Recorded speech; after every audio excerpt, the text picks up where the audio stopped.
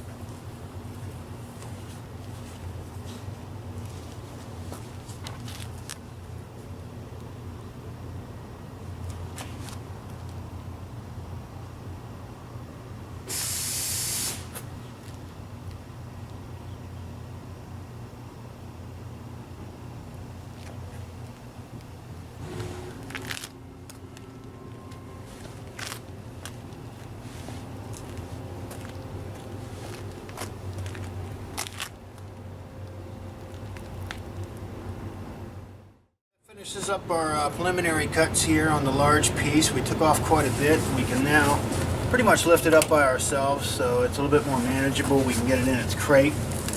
We're going to stop right there for the moment now that we've lightened it up to make our decision on whether we want to go ahead and chop this thing up into 2 or 3 smaller pieces. That'll be nice. What we're going to do about the cube up here with quite a bit of damage. So we're going to live with it here a little bit and kind of map out what our next step is. But when you absolutely have to take a large piece and cut that thing down, except no substitute than your Husqvarna K960 killer chainsaw.